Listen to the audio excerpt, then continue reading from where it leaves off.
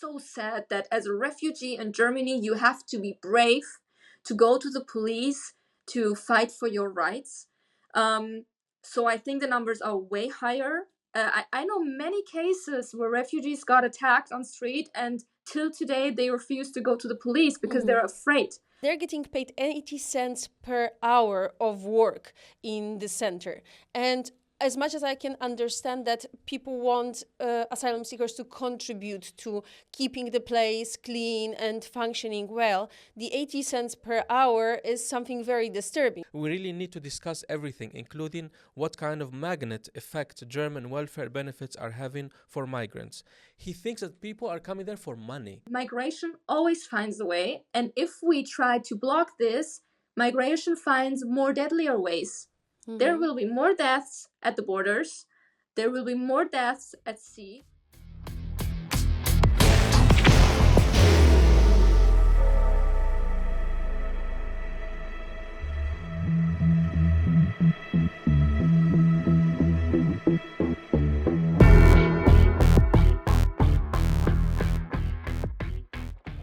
Welcome back to Fractured, and today we will be talking about a very important topic because it basically is all over news in Europe, and this is because Germany is changing its laws towards refugees, asylum seekers and migrants as well.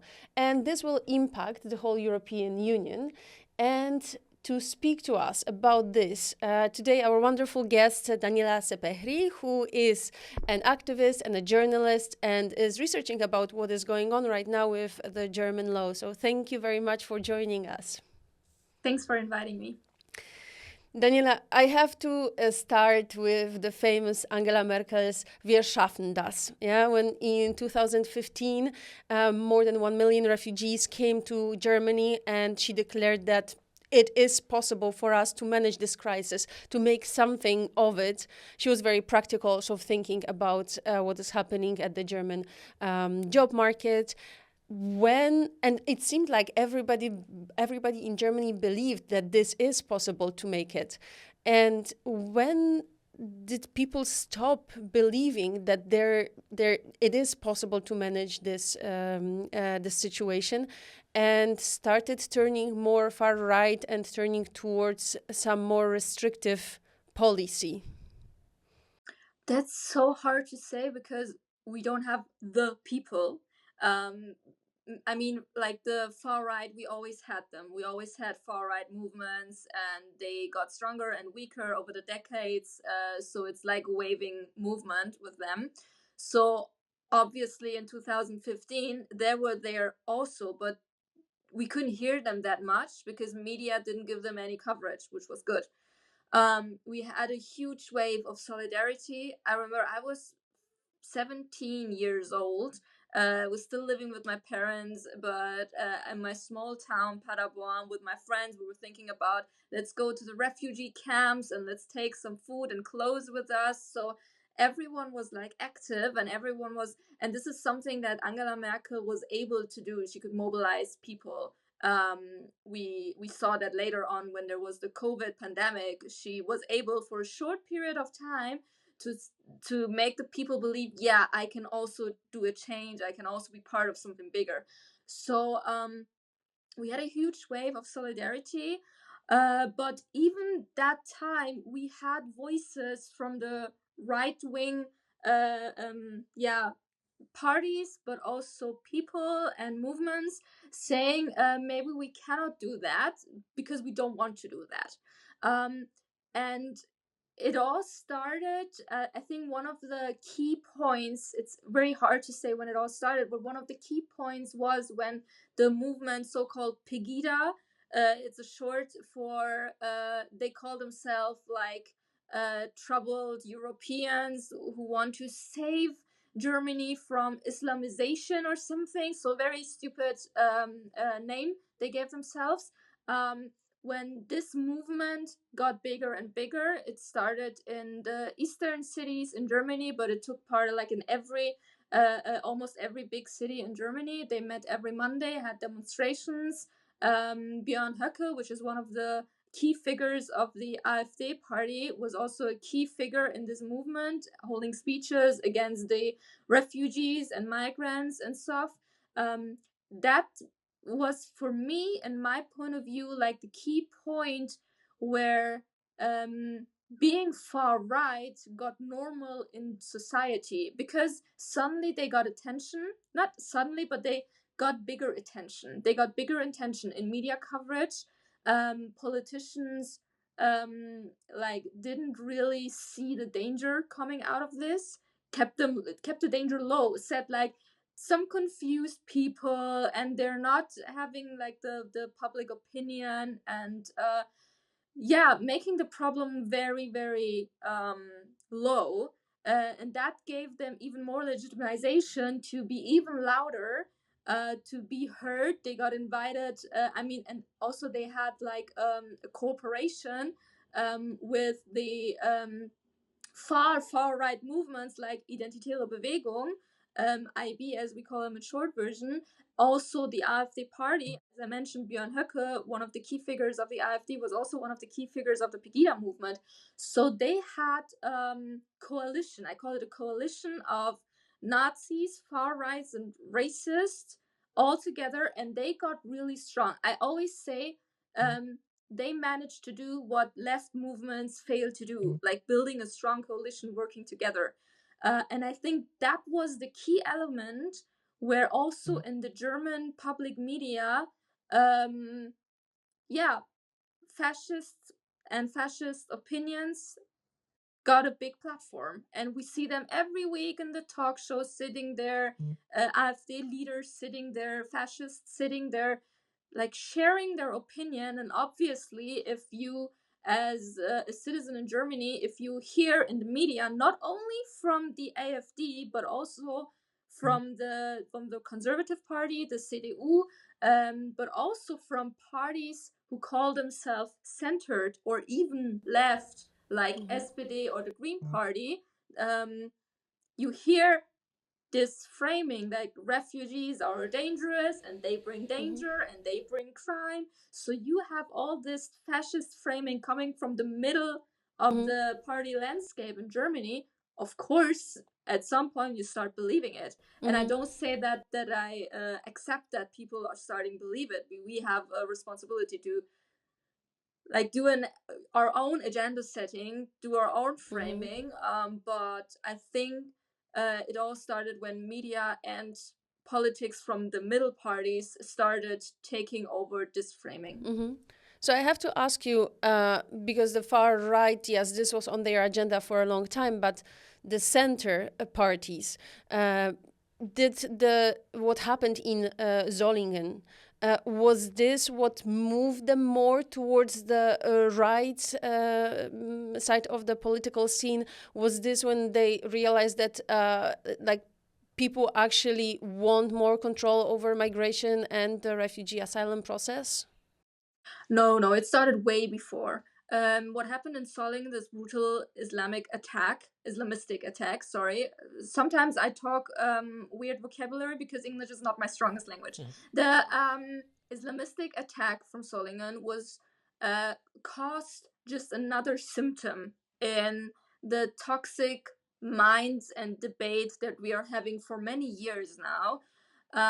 We can see it with the law they made last year in the European Union for the so-called common asylum system, common European asylum system. That's what it's called, which is basically attacking the right of asylum, which is basically allowing the European Union to build detention camps at the European borders, which is also our Interior Minister Nancy Faeser has a draft of the implementation of the law, which is even more radical that it needs to be by the European law, which is basically she is planning to have detention camps in Germany as well, where you could imprison children. That's what last year, and it was way before the Solingen attack, way before the Mannheim attack, where the Green Party and the Social Democrats, the so-called left-centered parties, They had big speeches that we want to exclude children from these detention camps, but now they want to include the children as well, even though I'm saying it's not okay for anyone to be in detention camps just because they want asylum, they want a life in peace and a life in dignity. But yeah, we see that this development didn't just start in Solingen or Mannheim. It started many years back. As I said, when we started to legitimize fascist opinions. Unfortunately, these fascists, they are not just about opinions, but it's about acts also. And Daniel, I have some numbers here, some shocking numbers I want to ask you about. The violence towards refugees since 2015. So, in the first half of 2020, so I read these numbers and I hope they are wrong, to be honest, because they are shocking. Yeah. But they got them from trusted. Are we gonna put the link also in the description, the link of the article? So, in the first half of 2023, there were over 700 attacks against migrants, asylum seekers, and refugees. 80 attacks on their shelters. And they mentioned this is a significant increase compared to the same period last year. In the first half of 2022, there were 544. That's shocking to hear these numbers. But my question is, how has the government dealt with all these violence toward refugees throughout these years? I would even say these numbers are not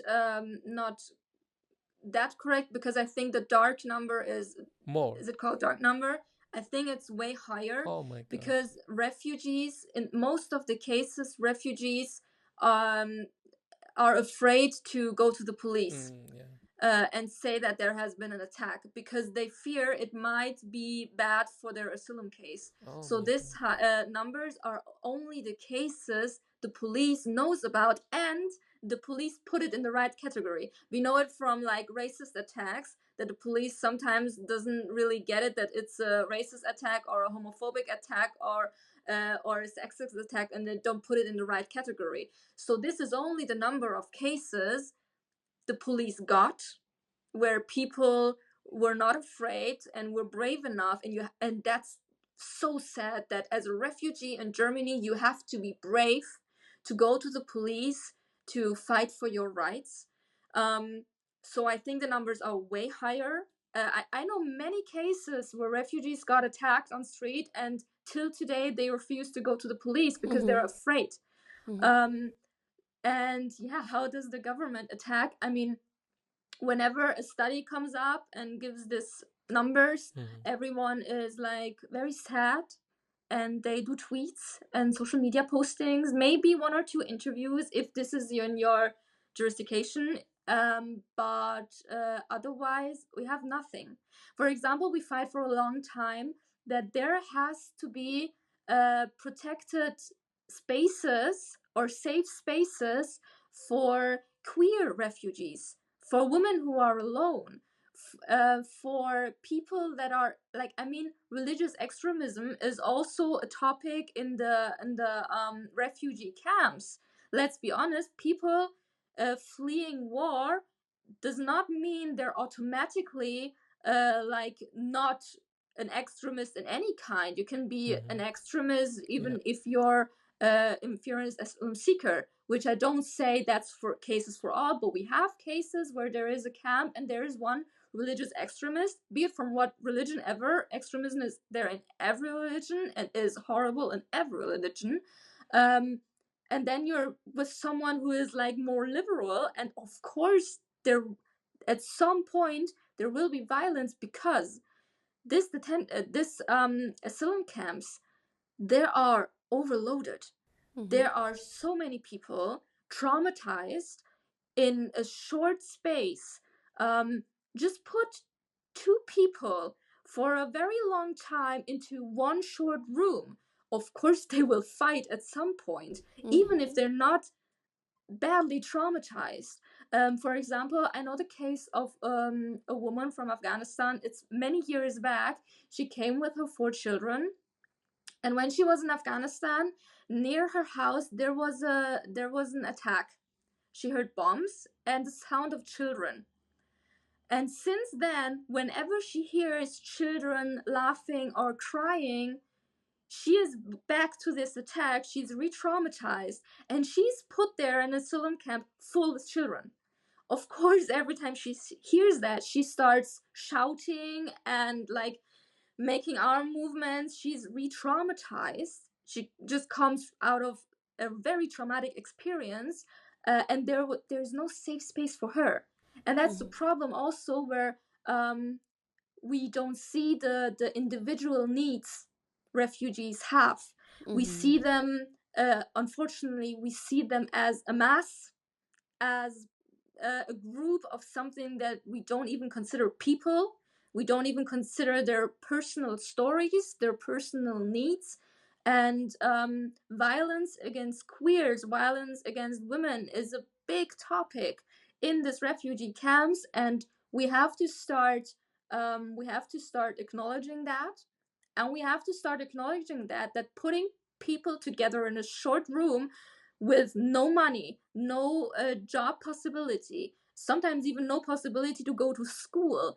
This is like every criminal expert can say that this is predestined to explode.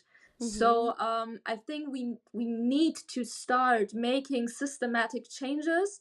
But as I said, we just talk about this when there are some numbers coming up, and then it's, oh, we're so sad, but nothing else. So about those systematic changes, so the government is now trying to introduce certain new laws, which, in opinion of many, are actually not the right solution, but it definitely puts some kind of a pause into migration, or lowers the migration. Can you tell us about like the most important of those new laws that the government is introducing or is trying to introduce? I just talked about the common European asylum system, and the, sorry for my wording, bullshit there comes with that. We see that after the Islamistic Solingen attack, we have seen that the Interior Minister, Nancy Faeser, had one stupid idea after the other. For example, border controls. The reason they want to do that is to decrease the number of refugees coming to Germany, which is, first of all, against European law. Second of all, it doesn't help, because migration always finds a way. If there are people standing at the border and they see there's border control, they just go 5 meters the other way and they cross the border there. Migration always finds a way, and if we try to block this, migration finds more deadlier ways. There will be more deaths at the borders, there will be more deaths at sea, and even like we had a law that I don't know how to call it in English. It's like, basically, if you're here but your family, like your wife or your husband and your minor children, are in the country, you can bring them Family on a legal way. reunification. Exactly. And they want that away too. So if you're here and your family is there, but you want your family here, there's not any, that you don't have this way of bringing them here legally and safely, so they will go on the difficult route, and maybe they will die because we don't want to give them visa. Yeah. They will find their way here, dead or alive, and it's our decision how we do it. So and also, just looking at the numbers, we had these border controls when there was the European Championship from football and Olympic Games. And the numbers show that the numbers of the asylum requests didn't decrease with the border control, they increased. So that doesn't even make sense. So they're doing, and also we had, what I was really, really, really upset about. We had a law decided in the German Parliament, which is called, if I translate it, the security package, but I like to call it the unsecurity package. It was a direct reaction after the Solingen attack, and they planned to do something to fight Islamism. But like normal people would think, if you want to fight Islamism, or religious extremism or extremism of any kind, you cooperate with the people who are actually doing that. But they don't. So obviously, this unsecurity package doesn't fight Islamism at all. It fights refugees. It makes refugees responsible for everything that is going wrong in Germany. For example, they decided that that refugees who are under the so-called Dublin law means they entered another Dublin state and should be deported back. If they are in this Dublin phase, they don't get any social benefits anymore. If it is possible for them to deport themselves back, which is basically not even possible. So people will be put on street, people will be put on hunger because no social benefits, and they're not even allowed to work, which is also stupid because conservatives and far rights, they always complain about refugees not going to work and living on social benefits, but also they are not allowed to go to work. So they are willing to put people on the street. That increases criminalization. The crime rate will go up. So again, it doesn't make us more secure, it makes us unsecure. It's also against German law because, like, paragraph 1 is there is dignity for everyone, and you cannot touch this dignity of every human being. And it was very, very shocking for me to see that this law got accepted with the votes of the Social Democrats and the Green Party, which are parties who call themselves left middle or middle left. And there were only 6 members of the Green Party and 15 members from the Social Democrats who voted against this. Yes. So basically, between these two parties, we just have 21 people who have any morals left in them. And that's very shocking to see. I'm just going to make a comment about those border checks because I was driving to Germany a month ago. So I prepared for like a longer check at the border. I was driving between Poland and Germany. And it was a little bit hilarious, being honest, because there was a container put in the middle of a highway and we slowed down a little bit, but nobody basically checked us. Nobody looked at us. We just slowed down and passed by this container. So, well, if you're doing something, then, you know, you do it, either do it right or don't do it at all. But sorry to say it that way, you're blonde. Oh, I yeah, was okay. passing the border with my family, and we also saw we didn't check. It wasn't summer. We didn't check there's border control. I didn't got it from the news, and we just saw there's police standing and the cars are driving slower. And there was one policewoman who just looked into the car and looked into the back, and then everyone was like, just a quick look, and everyone was going. And then my mother and my brother, they were sitting in the back, and they were like, oh, they're checking if everyone has got their belts. And my mom never puts their belt, and she was like, oh, let me quickly put my belt. No. And we were like, because it was so fast, it was just like a quick look. When it came to our car, it said, please stop, your IDs, please. And I was like, why? And she was like, yeah, normal border controls. And as I didn't expect that, my purse with my ID card was like in my backpack, but very below. So I have to put all the stuff out. And she was like watching me with big eyes, tracking every movement I got. And just when we passed, I just realized what happened. And then I saw in the back mirror the other cars behind us are just slowly walking through. And that was when I realized this is racial profiling. It was like, in this moment, I didn't get it. Also, the same thing happened to me with my father in Greece. We were coming back. We were at the airport. We were making the boarding where you show your ticket and your ID card. So we were showing our tickets and our ID card. They checked both, as they do it with every person, and that's right. Then we went to go inside the plane, and then suddenly an undercover police guy came, showed his ID, and said, your IDs, please. Wow. And we were like, okay. We thought that maybe they're checking twice. We showed them our IDs again. He checked it very detailed, and then he left. And all the other Germans who were like looking German as a German should, being blonde, Sure. they weren't being checked, and they were all like standing there very awkward. And my father, he realized it before I did. Again, I was so in shock, I couldn't realize what just happened. And he, in German language, said very out loud, of course, only the black-haired people are getting controlled. And then the blonde Germans behind us, I consider myself German, but the blonde Germans behind us, they were like laughing a little bit awkward. It was weird for them as well to see that. And our interior minister, Nancy Faeser, she says that these controls are smart controls. And even the police representatives say that they know who to control and who not to control. And whenever we say that's basically a euphemism for racial profiling, they say, no, no, no, no. But you know who I think is very honest?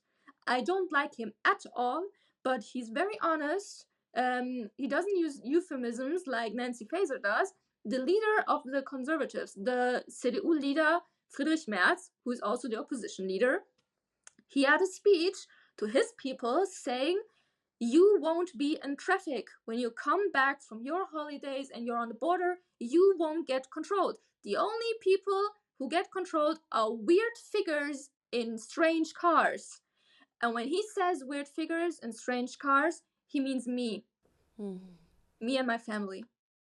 I'm so sorry to hear it.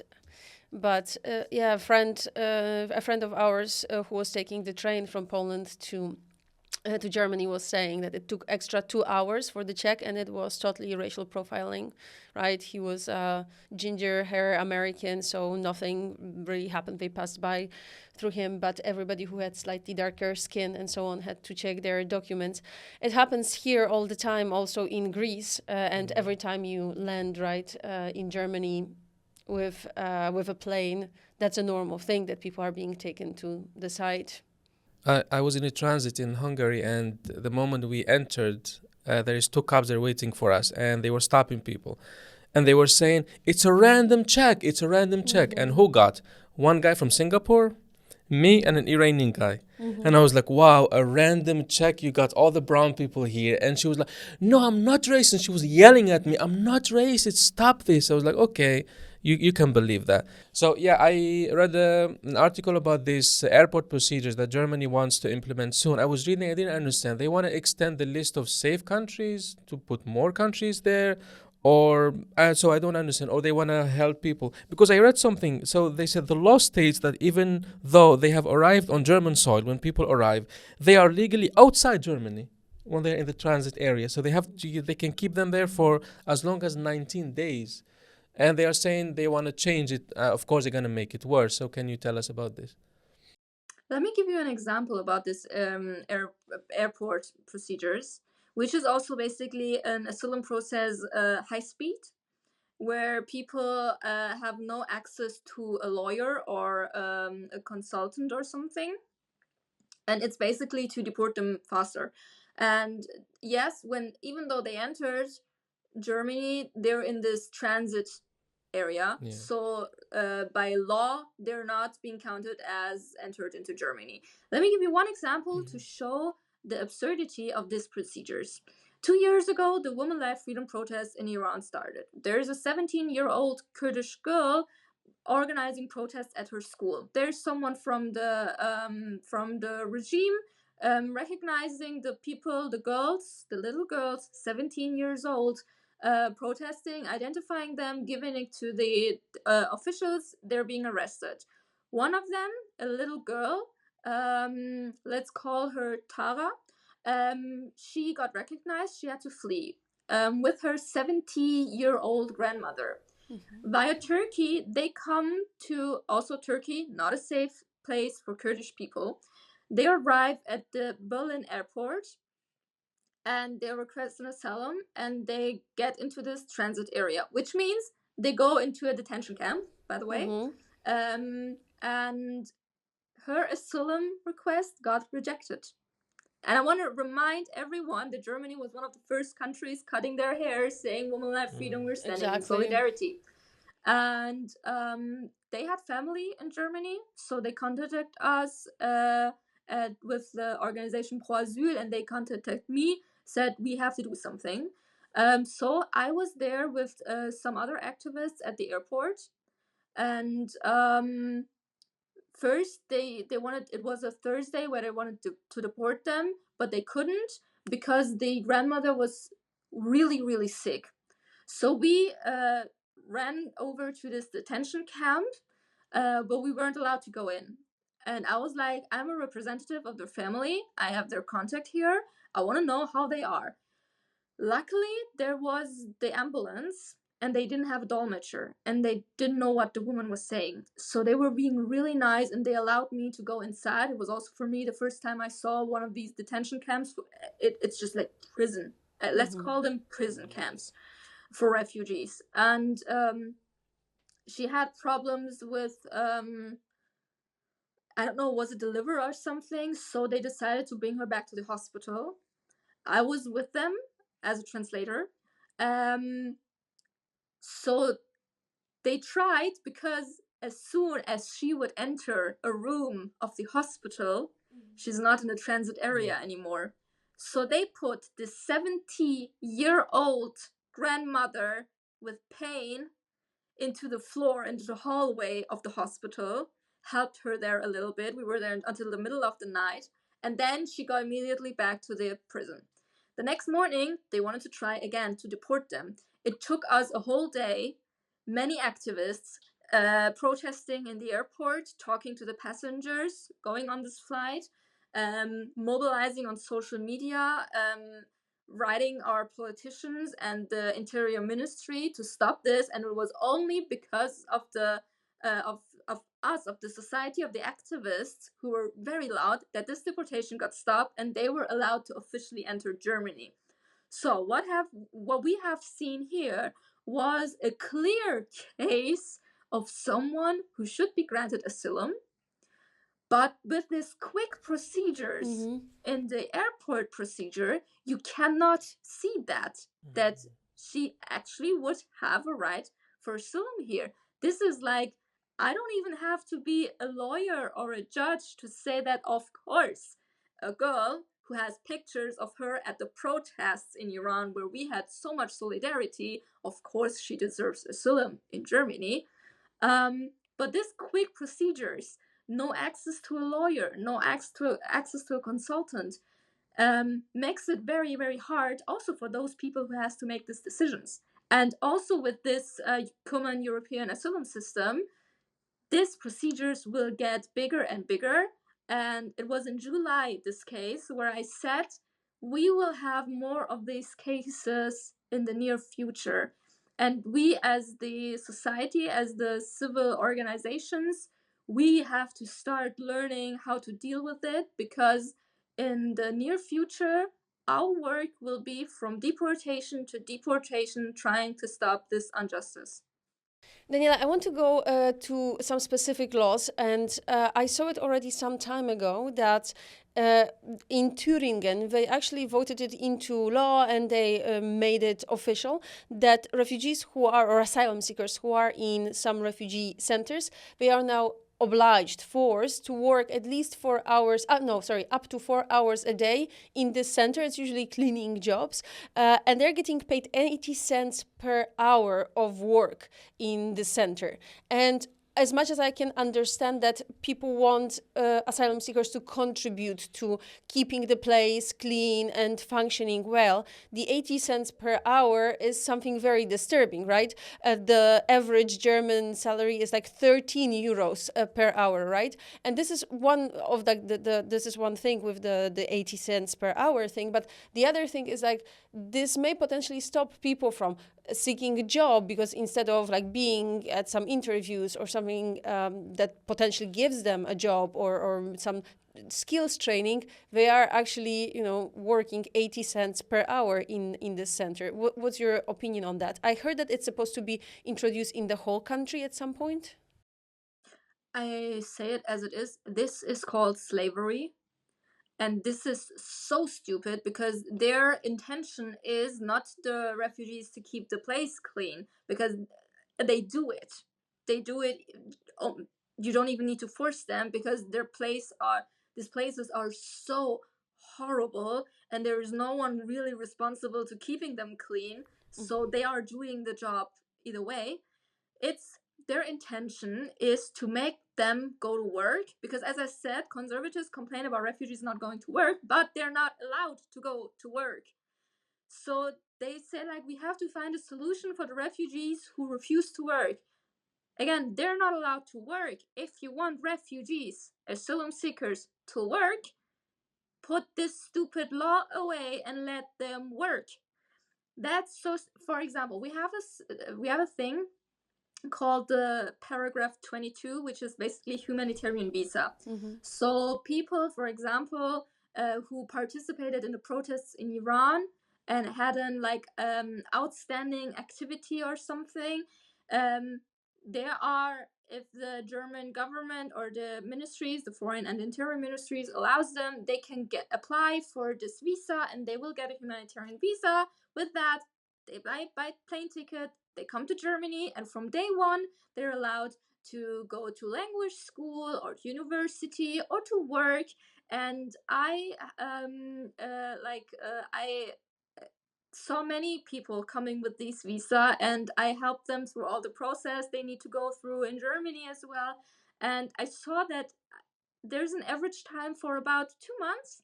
After 2 to 3 months, they all have jobs. Because they can work.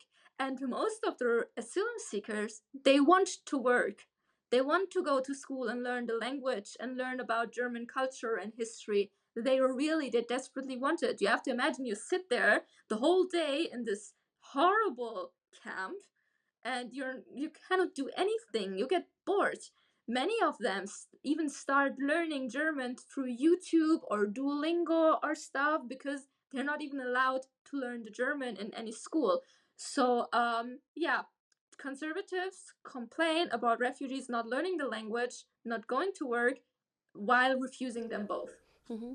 Okay, if I just may make a quick comment, because until now, actually, we believed that Germany had the best system out of all EU countries. Not saying that it's perfect, but when somebody arrives to Germany, they are almost automatically enrolled to some kind of classes. They are registered at the job center and so on. So there is a system somehow. Here in Greece, we don't see it at all, right? And some people are waiting longer time for those German classes, but they happen after a while, right? You're telling us that it's not necessarily a case for everybody. No. It's like it's not necessarily the case for everyone. For example, those people who should be deported to because of Dublin, but they cannot be deported. They don't even get a right of resistance of residence. Sorry, they don't even get a right of residence. And as long as you don't have this right of residence, or as we call it, Duldung, you're not allowed to go to the language school. So these rights, these possibilities, these benefits we have, it's not for everyone. And that's also traumatizing the psychic of the people. Some are allowed, some are not. When am I allowed? When I'm not? Basically, everyone would need a lawyer, but everyone does not has the possibility. And that's the problem. I would say, like, I'm not a big fan of comparing systems, because sometimes you cannot even compare north and south of Germany. So how will you compare Germany to Greece or England or something? But it could be that Germany is maybe the best in the European Union. I have to admit, I'm not that familiar with the systems of the other countries, but that's not the goal we need to have as activists to be happy because we have the best of all the horrible systems. We have to make it the best way possible for us. And for Germany, it could be possible, and it actually is possible if we want it, but unfortunately, we don't want it. So you said asylum seekers are not allowed to work, and add to that, the finance ministry confirmed that the welfare benefits will be reduced at the start of this year. and this is, you're not allowed to work, but you will not give you more money. I don't know how much they were getting. And I will just quote the former finance minister, his motivation to cut this. He said, "We really need to discuss everything, including what kind of magnet effect German welfare benefits are having for migrants." He thinks that people are coming there for money. These people, they want safety. I don't know why they think that if we cut the money, not coming. They are not safe, that's why. So I want to ask you, why this decision now, and how is it going to affect refugees and asylum seekers? As you said, they are always talking about the so-called pull factors, why people are being pulled to Europe. Yeah. But studies show that there is no pull factor. There is a push factor. There is war. There is hunger. There is poverty. There is imprisonment. There is torture. I mean, just look at Afghanistan. Yeah. People are not fleeing Afghanistan for money. Or look at Iran. For example, my father was rich in Iran. He was rich. And he had to flee because they wanted to execute him because he decided to convert into Christianity. He didn't flee for money. Mm-hmm. He didn't need any money. So the push effects are the things that we have to talk about. But yeah, scientific facts, like in general, the debate in Germany about migration and asylum is not about facts at all. Facts are not important, only emotions and feelings and thoughts of white male politicians. Sorry, what was your question? I got very angry. Why this decision now, and how it's going to affect the refugees and asylum seekers? Basically because they can. Because they can. And it won't affect people coming to Europe. As I said, there is no such thing as pull effects as long as there are push factors. It will not affect migration. Migration always finds its way. But it affects the well-being of the people here. It affects the ability for them or the possibility for them to integrate into society. It will affect ghettoization. We will have parallel societies more and more because people who are not allowed to work or to go to school or be an active part of society, they will create their own society. So in the near future, we will have different problems, bigger problems, because of the ignorance of some politicians. And why now? Because, as I said before, refugees, migrants in general, are being held responsible for everything happening in the world. Whenever there is an Islamistic attack, the people who have dark hair, like me, they have to be held responsible. For example, many years ago in Munich, there was a racist attack from an Iranian guy. He was Iranian German, and he was into like, we are all Aryans, racist, fascist type. And in a shopping mall, he had an attack and he killed people. I, as an Iranian, had to answer what I think about this. The Mannheim attack wasn't someone coming from Afghanistan. Now Afghans have to answer for this. So one person is doing an attack, an Islamistic attack, a racist attack, a sexist attack, a homophobic, whatever, and the whole group of people are being kept responsible for that. Yeah. And it's not based on facts, as I said. It's a collective responsibility. Yeah, absolutely. Yeah. But let me go back a little bit to those push-pull factors. As much as we all agree that the push factors are so important here because there are horrible things happening to people in the world, for a very long time, Germany seemed like the promised land in Europe. And many people argued that it's because of the social benefits. But whenever we spoke with people, everybody argued that it's because of the welcome culture, the Willkommenkultur, that Germany was accepting people and there was a system which would pull people inside, and they were managing to somehow work, operate, live in the system. But now it is changing a lot. And I recently saw a documentary, I think on Deutsche Welle, about people who are actually escaping Germany, going through France to UK because of the fear of deportations.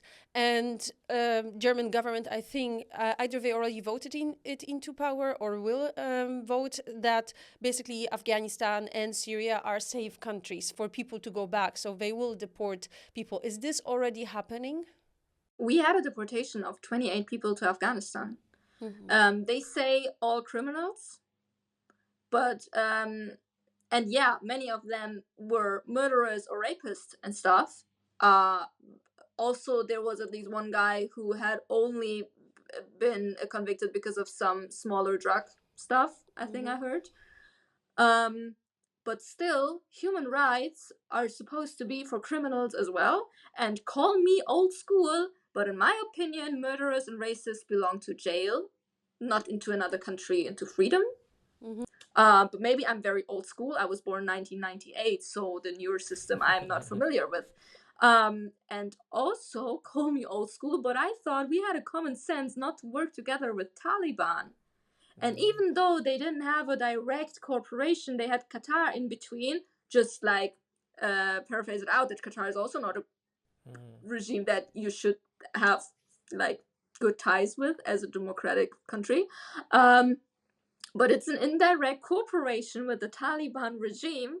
That means this is an indirect legitimization of the Taliban regime. And we have seen this in the past. It always starts with deportation of only criminals, but this opens the door of deportations in general. And this is very, very concerning. And they plan to do the same with Syria. I heard that they are already planning it and have already conversations about it. This is, and for Syria, it's the same. How will you cooperate with the Assad regime?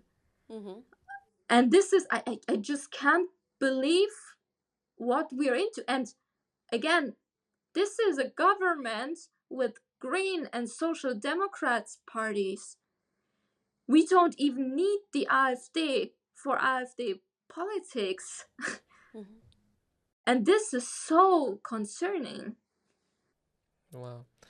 Daniela, I found an article you wrote almost 4 years ago in a website called, can you help me with this name? For words. For words. Yeah. And the article name is The Future of Europe. And you ask a very important question in that article. Does Europe have a future? And you talked about Poland and Hungary are in conflict with European laws. And now we see Poland and Hungary, you know, they don't want refugees at all. I want to ask you a question. Do refugees have a future in Europe, in your opinion? I think, and this is very philosophical, I think refugees are the future of Europe.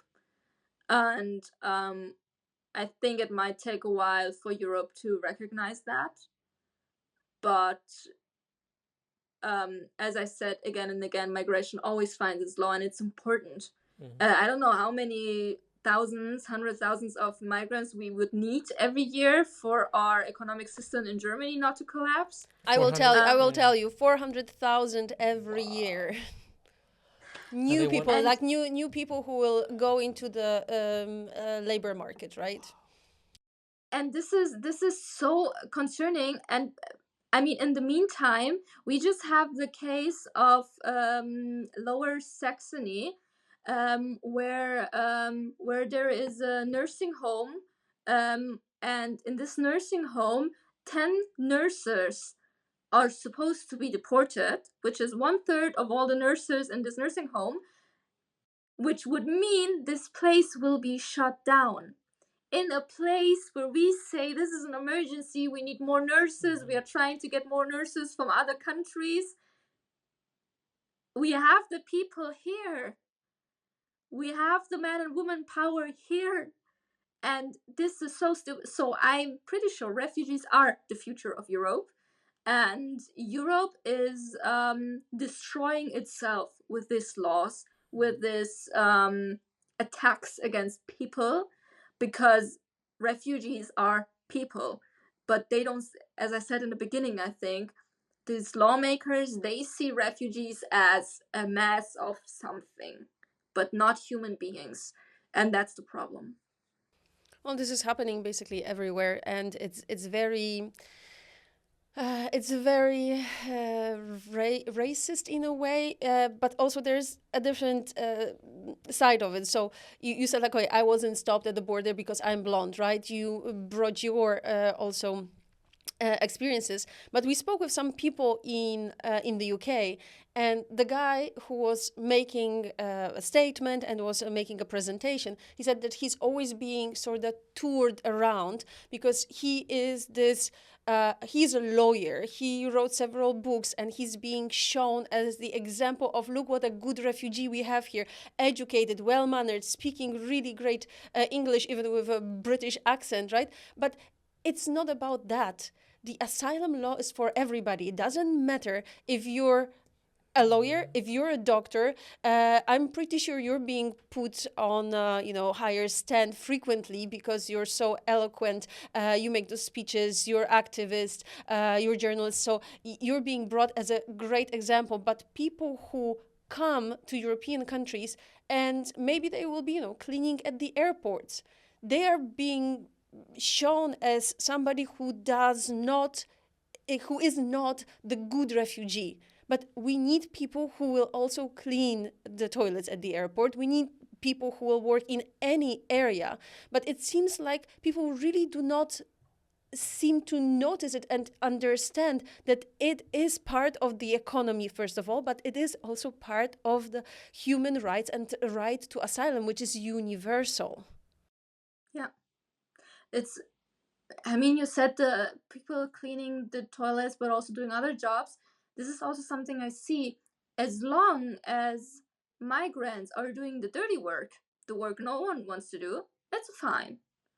But if they want to achieve something, if they want to be something, if they want to be a human being, then the racist minds are being like, yeah, no, stop.